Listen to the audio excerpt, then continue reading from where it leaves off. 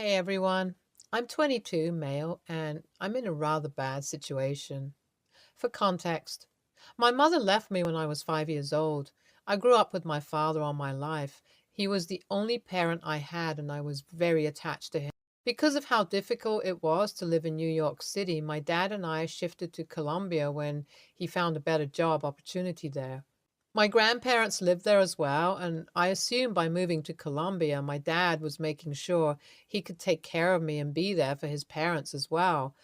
And it worked out for the most part. My father was no longer the sole adult in charge of taking care of me. My grandparents were there for me whenever he was unable to be there. My grandmother passed away when I was 16 due to cancer. Since her passing, the whole house was just us three men. It felt rather empty, to be honest, and I know it was not easy on anyone. My granddad was not the most emotionally available man, and my dad and I were the opposite. My dad and I had a bond that my granddad did not have with my dad, and after grandma passed away, it became very evident that somewhere granddad did not like the way we were always so friendly. The thought of it was weird, but I could see it happening in front of my own eyes. All the snide remarks and how my dad is not making me a man by coddling me, etc. My dad did not pay much attention to whatever granddad said because, in his eyes, he was doing everything he could to be a better dad to me, and that was all that mattered to him. My dad and I had this thing where if I was drinking, he would be the one to pick me up so that I did not have to get a ride from an equally inebriated friend or drive while drunk. This has been our system for a really long time. So, 9 months ago, when I was attending my best friend's birthday party, I called my dad for this. I was pretty drunk and I did not feel like I could drive myself home. So, I asked my father to drop by and make sure I reach home. My dad came over when he had the time and we got in the car. We were on our way home when suddenly we got into an accident. The driver of the other car was drunk and slammed his car against ours. My father passed away on impact, and I had a broken arm and a concussion. When I came to after the accident, I was all alone in the hospital. My granddad had not bothered coming over to meet me. It was shocking, I won't lie. I had to stay in the hospital for a while, and not once did my granddad visit me. When I was finally able to go home, I saw that my granddad was not happy. He had already held the funeral while I was out in the hospital. My granddad could have waited, but he chose not to do that because, in his eyes, there was no need for him to wait for the killer to come home. Yes, my granddad thought that I was the one who killed my dad. He strongly believed that I intentionally killed off my dad by being this way. I intentionally called him to pick me up, and I made sure he took the drive on a dark street which led to the drunk driver colliding with us. Granddad even went as far as to tell me that he wishes it was me who had died instead, adding that he never considered me as a part of his family. I do not know how to deal with all this, if I'm being honest. I'm not saying I have always been the best child and the best kid, but I was not expecting my grandfather to say the things that he said.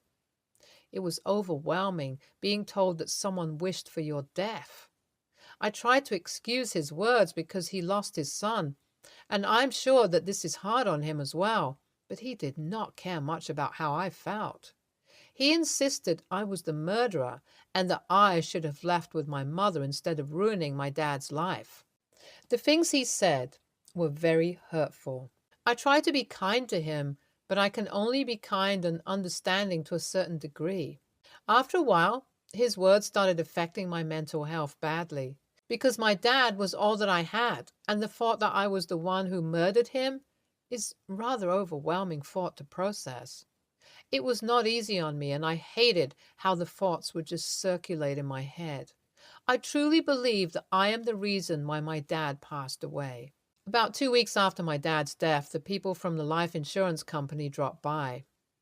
My dad had life insurance, and now that he has passed away, we were to get about $30,000. I know, sounds ironic, that the price of my dad's life was $30,000 because to me, he was worth so much more. Before I could learn anything more about money, my grandfather insisted that as I am barely 21, he should be the one to receive the money. I didn't really care much about it, so I nodded along. That was my stupidest move because 2 days after that, I came home to an empty house. My granddad had cleared everything out and left. He took everything from the house, and he took the money out of the bank account too. I was essentially penniless. I wanted to look for him. I wanted to be the bigger person, but he left this note telling me to not look for him because he was not my family. He also mentioned that he does not want me living in the house when he comes back, if he comes back. So overnight, I was penniless, homeless, and I did not know what to do. I'll spare you all the details of how tough my life was at that point, but I struggled a lot. I have struggled a lot in the last 8 months, and I'm finally in a stable enough situation. I live with like 3 roommates, and it's not the best lifestyle, but it's something. I work 3 jobs and I can sustain myself. That's really what matters the most to me. Now, a day ago, guess who showed up at my doorstep? It was my granddad. He had spent the money and he was short on money, so he decided it would be totally understandable to show up at my doorstep after abandoning me. He tried to act like everything was fine and we were going to be a family, but I put a quick stop to that when I refused to recognize him. I knew it was him. I knew it was my grandfather, and still I went, "I'm sorry, who are you? I don't know you," and closed the door in his face. I don't feel guilty about it, not in the slightest, but he has decided to tell every extended family member his botched version of the story, and now everyone is calling me an a-hole. These relatives were nowhere to be found when I needed them, so it's hilarious that they think now is a good time for them to show up. But the words are affecting me and my friends. Suggested that I ask the third person's opinion. So guys, am I the a-hole? Update 1.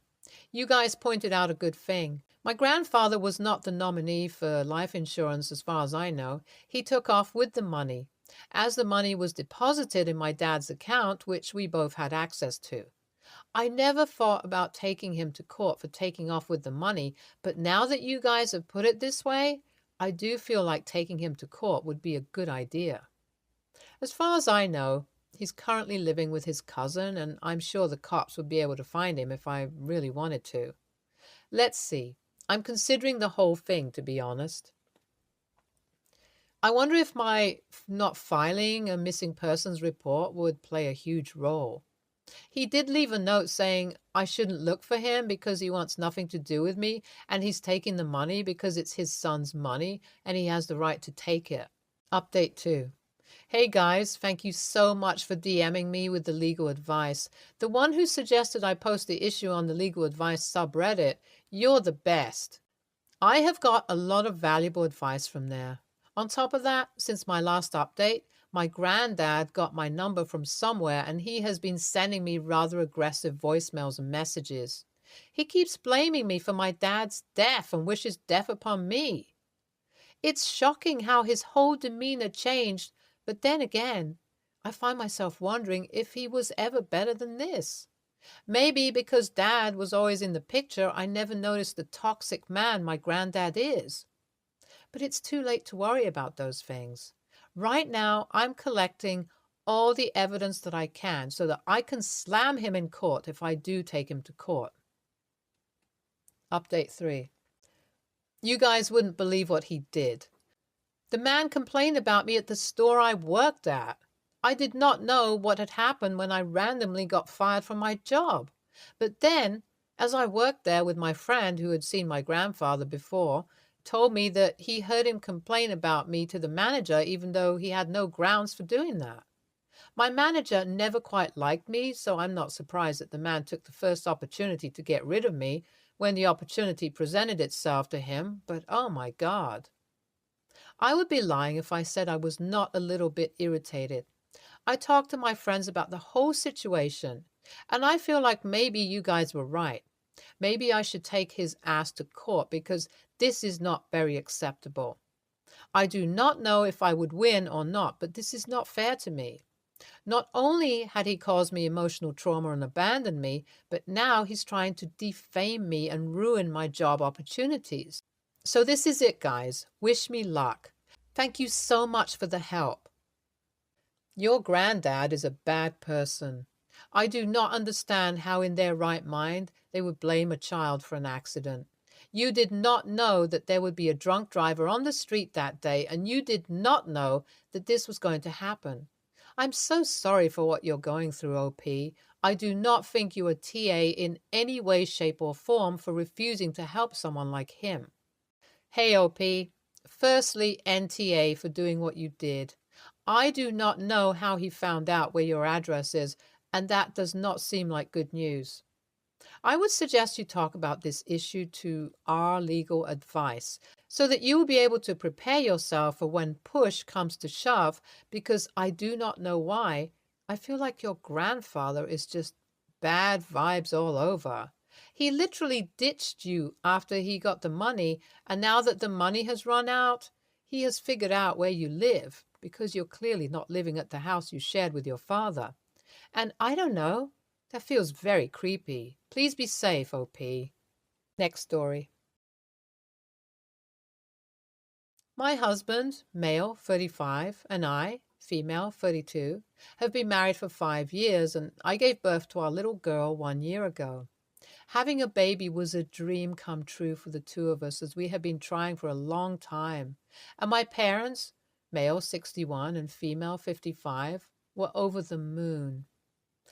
That being said, however, my parents have yet to meet Emma, as they live on the other side of the world, and they have said that they will never come back to our home country. No particular reason, they just feel that they would rather spend their money seeing new places rather than traveling for 2 days to see the city they were born and raised in. Totally fair enough, but tickets are also quite expensive for my now family of 3, meaning that we haven't yet been able to go see my parents. In the meantime, my husband and I consistently send photos and videos of Emma to my parents, and we video call at least once a week. The problem we are facing, though, is that neither my husband nor I want photos of Emma online anywhere, regardless of how shut down anyone's social media is. This is a solid boundary, and we have not had anyone push this except for my mother.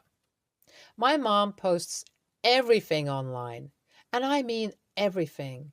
She posts photos, long paragraphs detailing her activities and check-ins on Facebook at least once a day. She claims she's doing it so that she can look back at the memories, function, and be nostalgic. My husband and I have no issue with her posting her own business, but we are quite private people and have had many problems in the past where she posts details about us and our lives, claiming to be proud and wanting to look back. This meant we were crystal clear about photos, details about Emma, and that she would not receive any more information if anything was posted. Well, we recently discovered that she has somehow blocked us from seeing her posts on Facebook. To be honest, we aren't on social media often enough to really notice, and has been posting photos of Emma at least once or twice a week since she was about 8 months old. We discovered this when an aunt sent me a message saying how cute Emma looked in my mom's posts. We were furious, and I immediately called my mom asking what the hell she was doing. My mom said she was proud and wanted to be able to look back on when Emma was so little and that she was doing it out of love. I told my mom that if she ever expects to meet Emma in person, I want all photos to be taken down, and she will not be getting any more photos updates until I feel like I can trust her again. My mom is devastated, and my dad is telling me I am being selfish. My husband agrees with me, but my dad's words really got to me, and I'm wondering if I'm being an a-hole. NTA, if your parents can't respect your wishes on something as simple as not posting pictures online of your child, then they don't deserve any more pictures. Your mother violated your trust. Going as far as blocking you from seeing her posts means she knows what she's doing is wrong on some level, even if she disagrees with your decision. But not wanting photos of your child online is totally valid. You're not being selfish. Your parents are just hurt and saying things instead of thinking about their actions, calling the other out for their actions. Next story. Long story short, my son was recently diagnosed with asthma. He was always coughing prior to his diagnosis, and it took them years to finally figure out what was going on. And it was only after they had a dog day at school that they brought in a local dog shelter for the day and 13 dogs to visit the kids. My son all of a sudden couldn't breathe and was rushed home from school by the school nurse. This is completely against protocol, but I'm really close with the school and the teachers, and she absolutely panicked and just threw him in the vehicle and rushed him home to me. By the time we got to the ER, his oxygen was at 81 and only got better with breathing treatments. They ran a bunch of tests, chest x-rays, blood work, lung and oxygen monitoring, and also ran allergy tests a few days later after finding out his episode was when surrounded by a bunch of dogs. Turns out he has both asthma and an allergy to dog dander, hair. It caused him to have an asthma attack that day at school. All of my husband's family is aware of this, as this was close to Thanksgiving when it happened, and we had to cancel having dinner with his family due to them having 6 dogs in the house, the person hosting, sister-in-law. Now my son is actually gone for the day with my mom, and we had invited mother-in-law over for a late lunch. She shows up here with her Rottweiler. I didn't even know at first because she just walks into our home and I happened to be in the bathroom when she walked in. So I came out and the dog wasn't in the kitchen with my mother-in-law. But after a few minutes, the dog comes out into the kitchen and jumps on me. I asked my mother-in-law what the frick she brought the dog here for, and she said, "Well, it's not like Christopher is home." I immediately told her to get the frick out. My husband comes out of his office asking what was going on, and I pointed to the dog and told him his mother was just leaving. She tried to protest, and I told her again to get out of my house. My husband thinks that while my heart is in the right place and I have reasons to be upset, he also thinks that I overreacted because Christopher won't even be home for another hour, and we have plenty of time to clean before he arrives. I truly don't see it this way. I see it as my mother-in-law is disrespectful of her son's health condition and no longer should have access to my home or be around my son. AITA? An hour isn't enough to clean the house and get the hair and dander out of the air, and it's not like your husband or mother-in-law was going to lift a finger to help clean either. NTA, I know I'll get hate, but it's never okay to bring a dog into someone's house without clear prior approval of the resident. This was very disrespectful, but I do think a total ban is a nuclear option. Why not try a clearly stated boundary first? If she can respect that, then it's a win. NTA, but that school nurse, if she really threw a child in respiratory distress in her car and rushed him home, she needs to be fired and lose her nursing license. You need to be just as livid with her as you are with your mother-in-law. There is absolutely zero excuse for that, and I would be furious that a trained medical professional handled my child's emergency like that. Next story. A little bit of context. I live pretty far away from my parents. They come to visit us each year for 1 week to spend time with us and our 2 kids. Obviously, I do my best to make them feel at home and the most comfortable possible. Last year, there was an incident between my wife and my parents about something completely meaningless, but it was the first time, so I let it go. This year, there was a second one, and I decided to get mad. We have a few problems in our house. We've had mold that we are treating. We have issues of flooding on our terrace, and we have a broken window that we're not allowed to open or won't close, and some other minor stuff. We've given a few instructions to my parents about our home as they were staying alone when we had to go to work. One of them was to open the windows for a while during the day. to treat our mold issue and to let that particular window close because it's broken. One day, while we were both working, my mother ventilated the house by opening the windows, and she opened by mistake that particular broken window. My wife got home before me and sent me a text. "Your mother opened the window. It's broken." Well, I thought and said, "Shit happens." She obviously didn't do it on purpose. It's a problem, sure, because it's cold outside, but it's okay. We'll call someone to fix it. So when I came home, I asked my mother what happened with the window. She said she opened it by mistake. I tried to minimize the problem as I saw my mother feeling guilty. I told her it's okay, we have a lot of problems in this house, it's an honest mistake. At that moment, my wife took my remark as a critic to her, thinking I meant she doesn't do anything to take care of her home, which was absolutely not my intention. My mother said she didn't hear that particular instruction from my wife when she explained all the different instructions to her.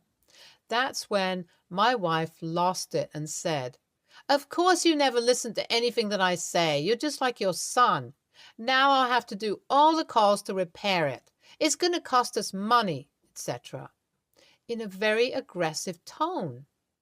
I was upset because she insulted my mother and raised her voice towards her, which I thought was a mark of disrespect, as I would never, ever do that to a guest in my house. I went outside to calm down. My wife came to me and started to yell at me. "How can you criticize our home in front of your parents? How does it make me look? How can you not be on my side?"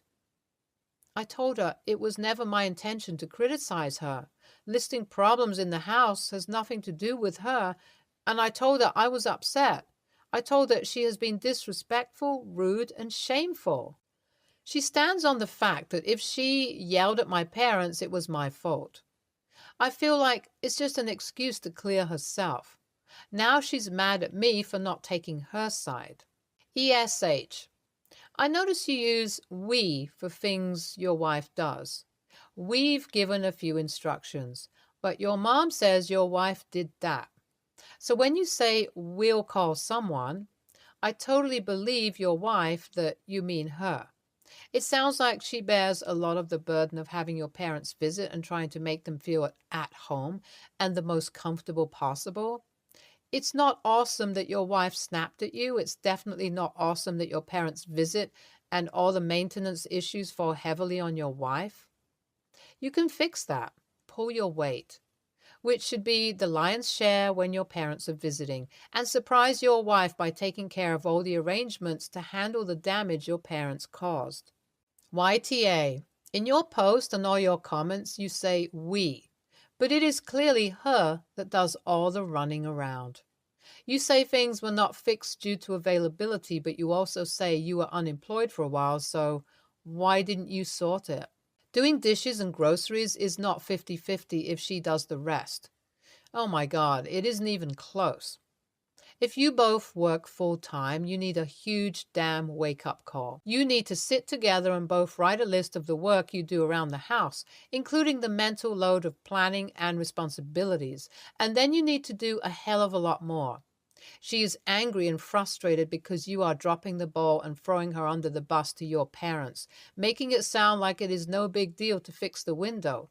It isn't to you, as you won't do it. Stay tuned for more stories from our girl